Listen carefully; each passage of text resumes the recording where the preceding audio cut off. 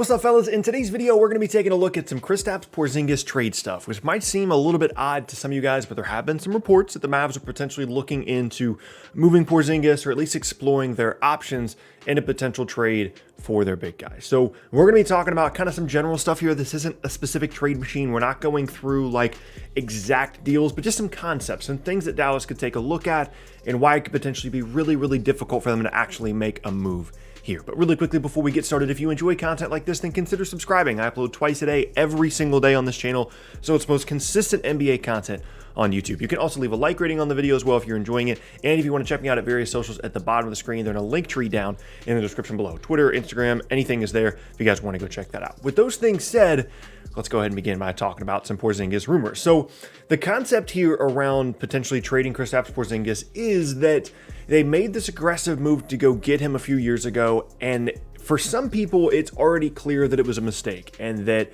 this is, even at the limited value that Porzingis is at, this is as good as his value is going to get, that he's going to continue to go downhill, that, injuries are going to continue to be an issue, and Dallas might as well try and get some value out of him, maybe get out of some of the salary, and maybe just focus on free agency and other younger guys, and just kind of not necessarily throw this year away, but start to look at next year and the following year by trading away Porzingis. Now, that mindset is a difficult one to swallow, but, Dallas has always been a team that's been aggressive and has been, progressive in trying to figure out different ways to move the pieces around their team to position themselves the best they can for the present as well as for the future. That was one of the whole reasons behind going to get Porzingis in the first place.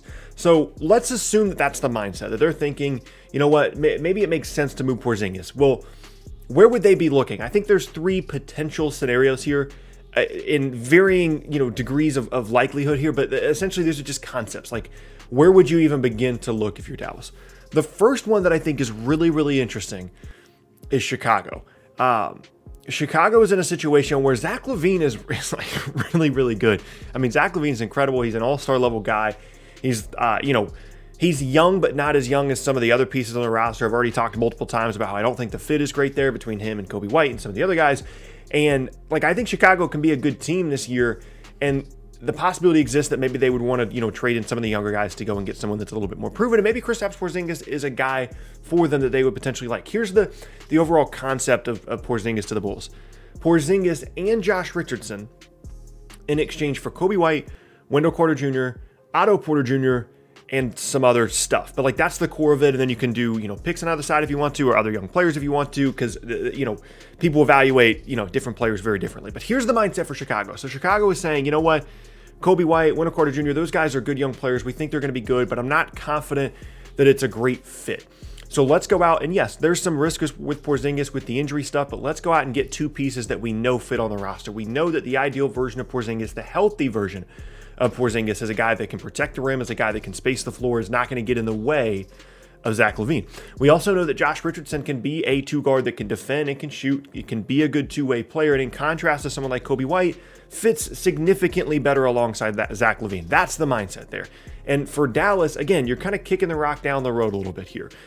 Your team this season is not going to be better, but having another creator type guy on the roster like Coby White is kind of like what they initially hoped they had when they brought in Luka and had Dennis Smith already there.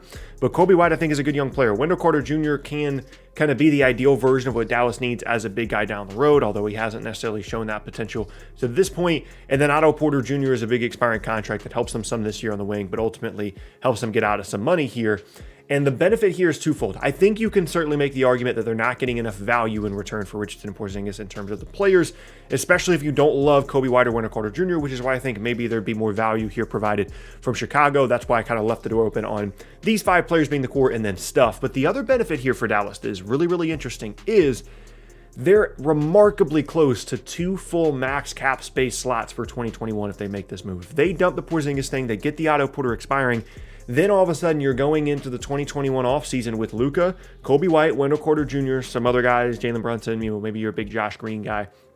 And of course you don't have your pick in 2021, but what you do have is nearly $60 million or over $60 million in salary cap space to go out and get somebody. You can go out and get, Oladipo. You can go out and get, whoever. And I know that some of the bigger targets in 2021 free agency are gone, but you've already got three guys, one guy you feel awesome about, two guys you feel pretty good about in White and Carter Jr.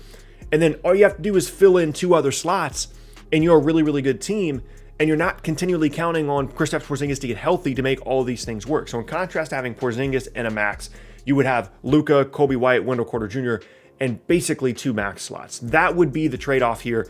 And then I already talked about why it would benefit Chicago. I think, honestly, that's the most interesting scenario here. Again, you're kind of understanding here that these aren't necessarily all that likely, but if you want to just talk conceptually, where would Dallas continue to kind of start their search? Maybe this would be an option. Next up, New Orleans. I think Porzingis is a guy that I continually think about, like, what's the ideal front court partner for someone like Zion Williamson? I think Zion has proven that he's an incredible force and a guy that absolutely is someone that you're building around. And, some of New Orleans' issues are they should be better defensively than they are. And some of the additions they made in the offseason, whether it be Bledsoe or Steven Adams, the whole point of getting them was to be better defensively, and then that hasn't happened. So it's like, why are we playing these guys if they're also clogging up the lane for Zion? They don't have pieces that fit on both ends of the floor. It's like they should be doing something, but they're not, and then they hold up some things on the other end, but they don't really have, a great fit either way. So here's the concept. Porzingis and James Johnson, they both go to New Orleans. The Pelicans send back Steven Adams, Lonzo Ball, JJ Redick, and a pick. And if you want to add value, like I said, these are just concepts. The mindset here for New Orleans is Kristaps Porzingis is an awesome front court partner for Zion. Ball and Redick are already on the trade market anyway. Adams, they'd probably be thrilled to get out of the contract. And yeah, you got to give up a pick, but you give up a pick, you dump Ball and Redick, and you still get the expiring value out of them because you have James Johnson there.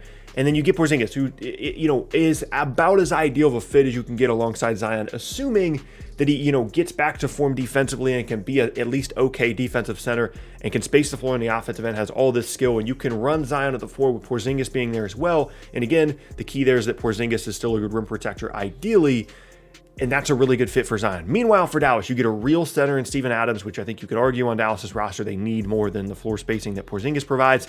I think Lonzo Ball is a really intriguing fit as someone that moves the ball, can space it off of it. They can sign him long-term this offseason. JJ Redick helps them with shooting, but is mostly an expiring here. And you get a pick because, of course, they don't have their pick this year. The problem with this move, if you're Dallas, is the Lonzo Ball thing, because you don't want to just swap Steven Adams and a pick for Kristaps Porzingis, ideally. And, it's nice that you get Lonzo, but he's an expiring restricted guy, and you gave up an expiring unrestricted guy in James Johnson. So you're messing with your 2021 cap space here, assuming you want to keep Lonzo. And if you don't keep Lonzo, then you didn't really get a ton of value out of Porzingis. So that's the main issue here. But I think conceptually, at least if you're New Orleans, I think Porzingis is a guy you have to at least kind of take a look at possibly going and getting, which is why I think potentially New Orleans makes sense here. Then last up is very, very weird. And again, it's incredibly unlikely.